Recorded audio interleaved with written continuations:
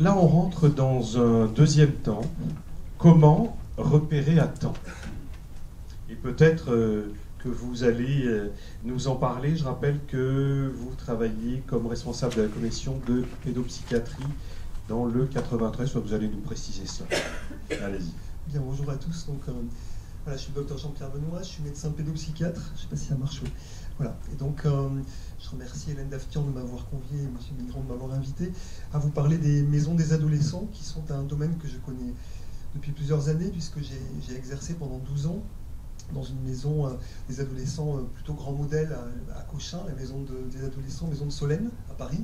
Et depuis 2 ans, j'ai migré, si on peut dire, dans une maison plus petit modèle qui s'appelle Casado, qui est la maison des adolescents de Saint-Denis. Plus largement, les maisons des adolescents existent depuis 2004. Il y en a maintenant environ une par département. Et elles se rassemblent sous l'égide d'organisations régionales qui les réunissent, et puis plus largement d'une association nationale qui s'appelle l'Association nationale des maisons des adolescents, dont je fais partie. Alors, elles ont des missions qui sont rassemblées sous un cahier des charges, on dit deuxième génération, qui a été remis à jour en 2016, et qui essaye de proposer aux adolescents des réponses rapides avec un accès aux soins facilité. Vous savez qu'en pédopsychiatrie, actuellement, il y a des problèmes de démographie soignant, médicale, et que les CMP sont très en difficulté avec des listes d'attente qui ne correspondent pas du tout à la temporalité des demandes des ados. Et donc, à partir de 2004, un système un peu différent a été proposé pour organiser des accès rapides, pour répondre aux besoins de santé des ados qui sont à la fois, on parle de la puberté qui touche le corps, qui commence par un mouvement dans le corps, mais qui touche aussi l'esprit, et donc répondre sur des modalités pluridisciplinaires élargies, à la fois aux problèmes de santé physique. Bon, bien sûr, par exemple, les troubles alimentaires, c'est un grand exemple, il y en a d'autres, et puis également aux questions des problèmes de santé psychique, pour faire un petit peu l'ensemble du corps à l'esprit. Et donc nous sommes réunis avec très souvent des équipes pluridisciplinaires qui associent des éducateurs, des infirmiers, des médecins psychiatres, des psychologues et aussi des enseignants, par exemple. Et nous nous réunissons autour de ces questions pour aborder les choses de façon la plus large possible. Dans le cahier des charges des maisons des adolescents est également inscrit la question des familles, auxquelles nous avons mission de nous occuper, de nous intéresser, et puis les professionnels avec lesquels nous organisons un travail en réseau, c'est-à-dire que nous essayons de faire sur des territoires des actions qui ne sont pas cloisonnées, avec tous les partenaires qui sont par exemple l'aide sociale à l'enfance, la protection de l'enfance, mais aussi la protection judiciaire de la jeunesse, et bien sûr l'éducation nationale. Donc voilà une mission des maisons des ados qui est de travailler un petit peu en réseau et d'animer à la fois des questions de formation ou bien d'analyse de pratique pour recevoir des professionnels qui peuvent être en difficulté. Alors l'accueil, par exemple, donc, voilà, sur Casado, cet accès rapide fait finalement que nous offrons des réponses assez larges, assez généralistes, et nous voyons à peu près 60 nouveaux adolescents par mois, ce qui est un volume assez important pour une équipe, ce qui fait à peu près 500 adolescents suivis par an. Voilà, je vous donne ça à titre d'exemple de chiffres. Pour vous donner une idée, les accueils sont faits par des binômes qui associent donc au départ un éducateur et un psychologue qui évaluent la demande de cette façon-là sur la question un peu éducative, familiale et puis également psychologique. Les adolescents nous sont orientés très largement par les établissements scolaires sur le territoire de Saint-Denis, dès lors qu'il y a des problèmes repérés par les enseignants, les CPE, les assistants sociaux, etc. Mais ils viennent également accompagnés par les parents, voilà, ou adressés par les foyers dans lesquels ils résident, où ils sont hébergés, ou bien même aussi par leurs amis. Je vous en dirai un mot tout à l'heure. Alors, diapo suivante, voilà. La question, c'est qu'on part finalement, lorsque les binômes reçoivent ces adolescents, de choses très larges.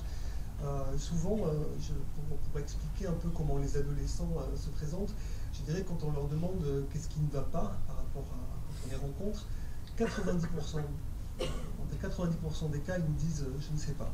Et cette réponse, ils vont la répéter et la re-répéter, c'est-à-dire que à toutes nos questions, c'est je ne sais pas. C'est-à-dire qu'ils sont habités par un désordre, finalement, sur lequel ils n'arrivent pas du tout à mettre des mots. Et ça peut durer assez longtemps, et nous devons néanmoins faire quelque chose autour de cette question de je ne sais pas. Donc c'est des demandes qui sont assez larges, on les envoie parce qu'ils ont été exclus de l'école, parce qu'ils ont eu un comportement voilà, qui dépassait certaines limites, ou bien parce qu'ils sont en échec scolaire. parfois parce qu'ils s'isolent, c'est un symptôme qu'on rencontre beaucoup, hein, vous savez, c'est ces adolescents qui sont cloîtrés chez eux, aussi parce qu'ils ont tout un tas de choses qui sont reconnues comme bizarres ou perçues comme bizarres. Bien sûr, les conflits, et puis pour certains, ils n'ont aucune demande, mais c'est l'entourage qui s'inquiète d'un ensemble de difficultés qui sont observées.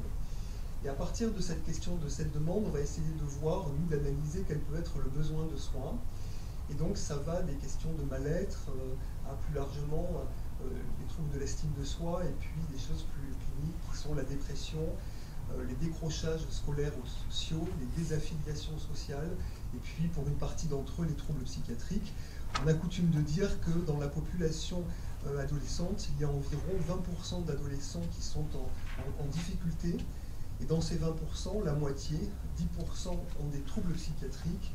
Et à côté de ces troubles psychiatriques, 10% ont tout ce qui est de l'ordre du mal-être, mais qui à cet âge peut impacter fortement l'avenir et le processus de développement, tant pour la question de l'insertion sociale, relationnelle, amicale, affective, que pour celle de l'insertion dans la vie professionnelle.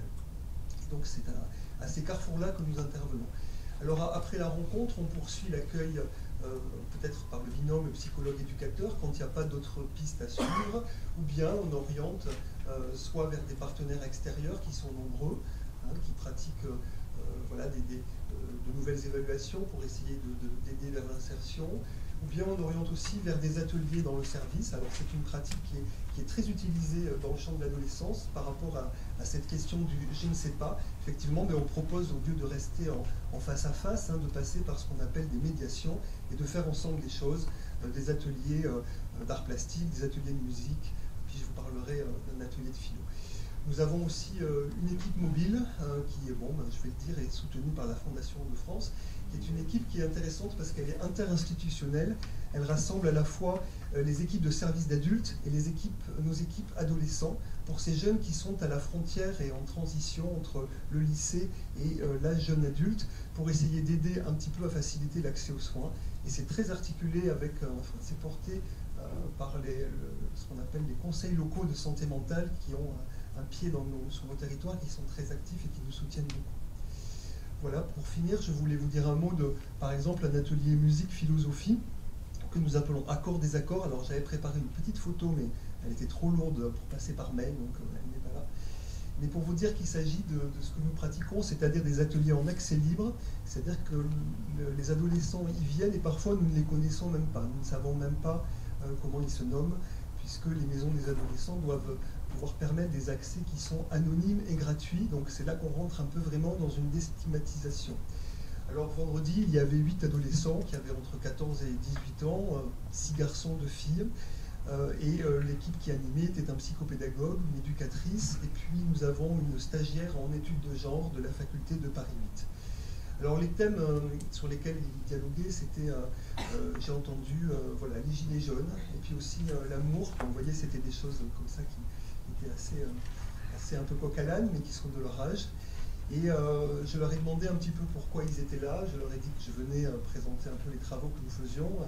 Et donc je leur ai demandé, alors il y en a un qui m'a dit parce qu'il fait chaud, puis un autre qui m'a dit parce que j'y retrouve des amis et que ça me permet de sortir de ma famille et de mon lycée. Et il y avait parmi eux 2 adolescents qui étaient là pour la première fois et qui étaient qui avaient été invités par une des participantes habituelles du groupe. Et donc je crois que vraiment ça illustre un petit peu comment entre eux ils peuvent s'entraîner comme ça sur un mode de prévention. Par la suite, parfois ils font une demande de rencontrer un psychologue.